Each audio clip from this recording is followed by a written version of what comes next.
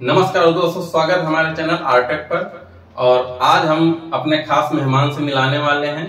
ये भी आप लोग के तरह ही इंटरनेट का काम शुरू करना चाहते हैं। ये भी हमारे जिले के ही हैं और ये हमारे चैनल के सब्सक्राइबर भी हैं। तो ये हमसे मिलने आए थे, इनको बिजनेस शुरू करना था, तो वही इनको दिखाए हैं हम कि बिजनेस कैसे करना है, आप क्या मशीनें लगेंगी, ये सभी चीजें।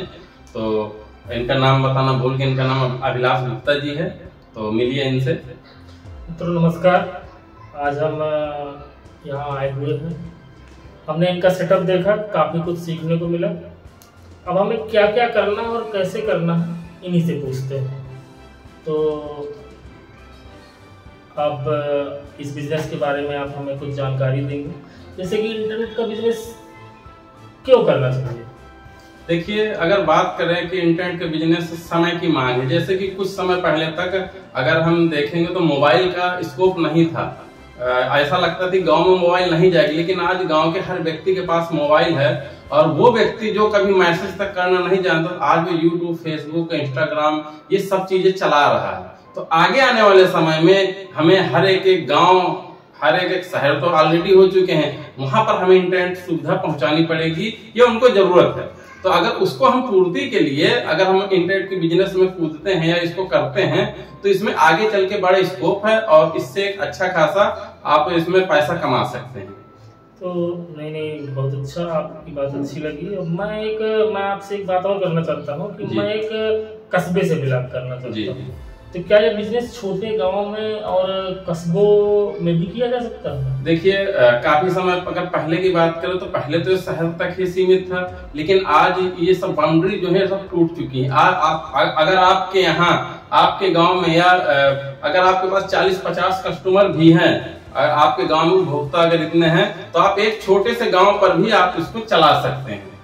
और अगर इसकी बात करें तो जैसा कि कस्बे में नॉर्मल से 500-600 कनेक्शन हमें मिल जाते हैं।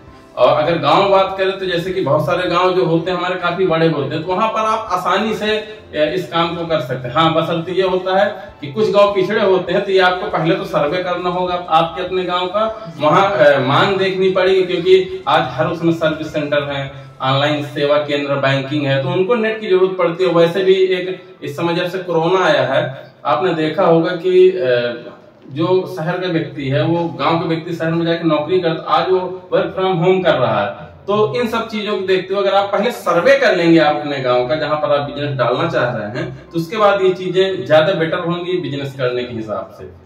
और एक चीज और मैं आपसे पूछना चाहता हूँ, मैं ज्यादा टेक्निकल नहीं हूँ, क्या यह बिजनेस में कर सकता हूँ? देखिए, इसमें अगर बात करें तो बहुत सारी चीजें तो जब आप किसी काम में घुसते हैं तो सीख जाना होता है, लेकिन इसमें शुरुआती अगर बात करूं तो शुरुआती आपको थोड़ा टेक्निकल होना होगा, क्योंकि इसमें अधिकतर आपका केबल है, वायर है, कंप्यूटर से संबंधित सेटिंग आपको करनी पड़े राउटर की। तो अगर आप नॉर्मल कंप्यूटर चलाना जानते हैं, जैसा कि बहुत सारे लोग नॉर्मल एक्सेल है, वर्ड है, इंटरनेट चलाना जानते हैं, तो आप इसको आसानी से कर सकते हैं। इसमें इतना बड़ा टेक्निकल होने की जरूरत नहीं है, क्योंकि देखिए जो मशीनें हैं, मशीनों की जो सेटिंग है ये सब इनके कस्टमर केयर है।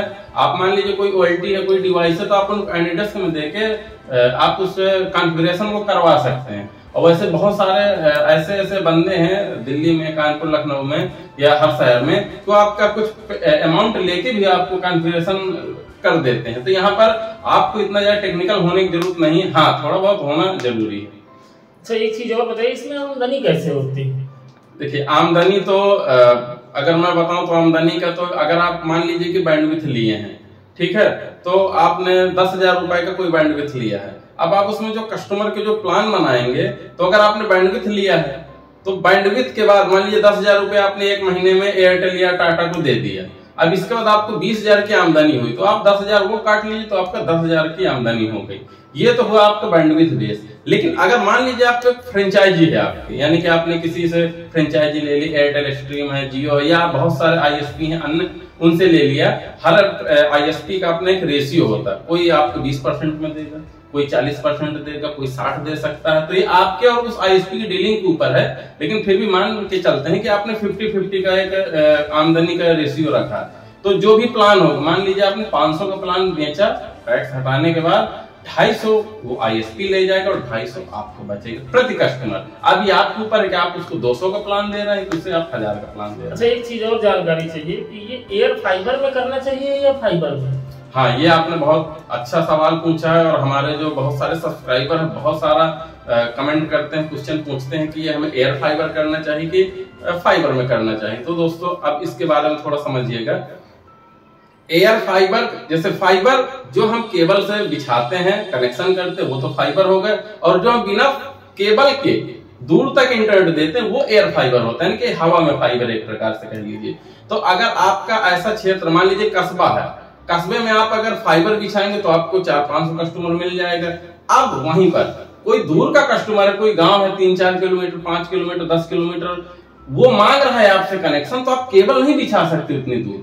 तो अगर आपके यहाँ इंडस्ट्रियल एरिया ज्यादा है या स्कूल कॉलेज ज्यादा है जो 2-2, 4-4 किलोमीटर आपके एरिया से दूर है, तब आपको एयर फाइबर करना बहुत ही सही रहेगा, क्योंकि एयर फाइबर में तार नहीं लगती, तो आप बहुत दूर तक बिना तार के इंटरनेट प्रोवाइड करा सकते हैं। दूसरी चीज, फाइबर में कंपटीशन ज्यादा है, एयर फाइबर में कंपटीशन कम है, क्योंकि फाइबर तो आपको बहुत ज्यादा मिलेगा। हो सकता है जिस शहर में आप या कस्बे में काम करें वहां ऑलरेडी पहले से हो, तो ये चीजें जरूरी हैं। तो वहां पर अगर आप एयर फाइबर करते हैं तो ज्यादा बेटर है। मैं तो कहता हूं अगर आपका बजट अलाउ करता है तो आप दोनों करें, आपका कोई कस्टमर बचना नहीं चाहिए, यानी कि चाहे ग्रामीण का हो चाहे। वैसे देखा जाए तो फाइबर में क्या खर्चे होंगे और एयर फाइबर में क्या खर्चा आ सकता है, देखिए जिससे हम अपना ये बिजनेस चालू कर सकें। जैसे अभी मैंने आपको दिखाया था मशीनों के बारे में, तो जैसे कि अगर फाइबर की बात करें, फाइबर हमने OLT आपको दिखाई थी, ठीक है।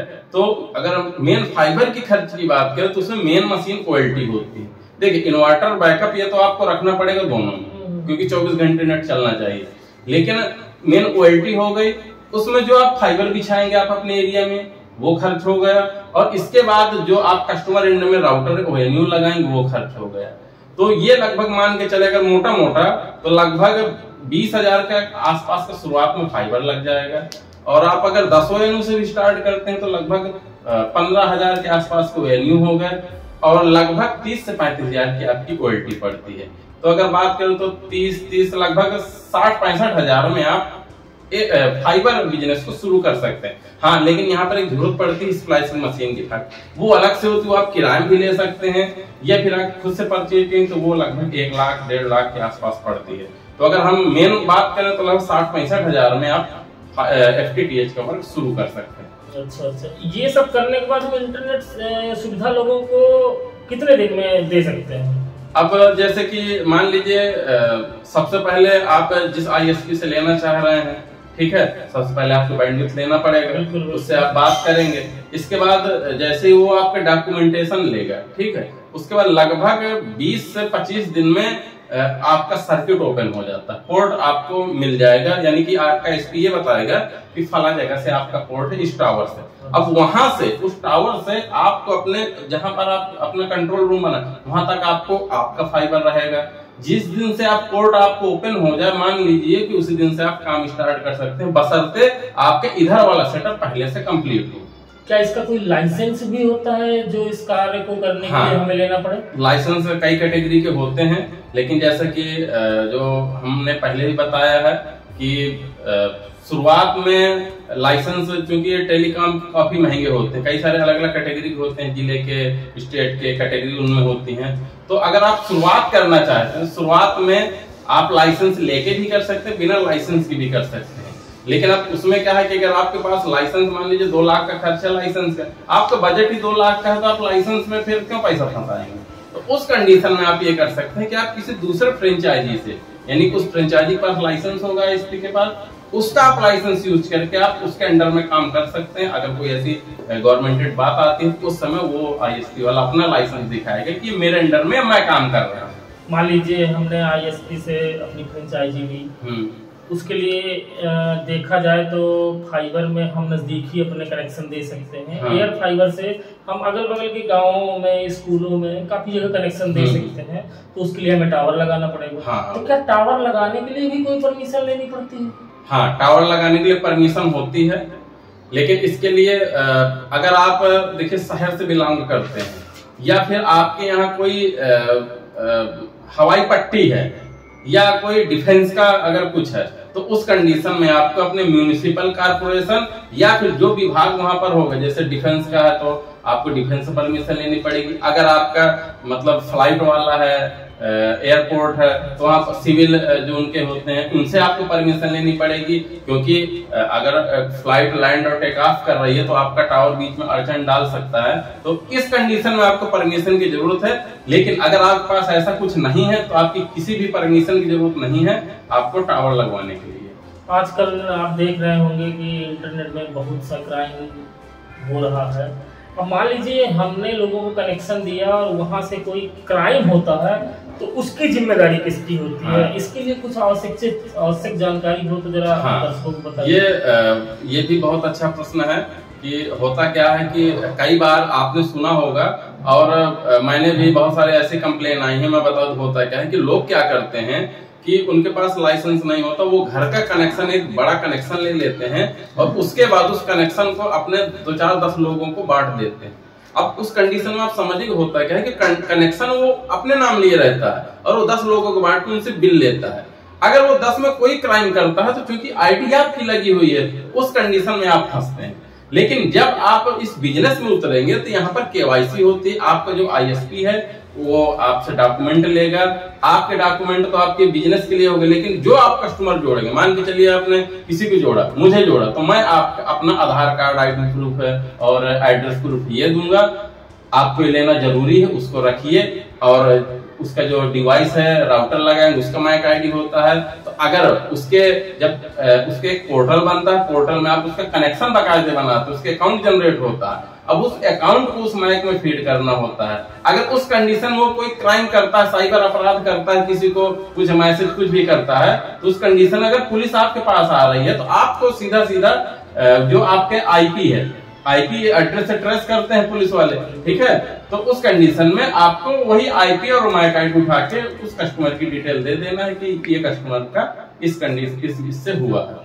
ये काम ऊपर लेवल में होता है। जो आपका आईएसपी फ्रेंचाइजी है उसके पास भी रिकॉर्ड आपका होता है, तो वो ऊपर से भी दे सकता है। और या फिर आप लोकल स्तर पे भी ऐसा कर सकते हैं अगर लोकल आपके पास पुलिस आती है तो।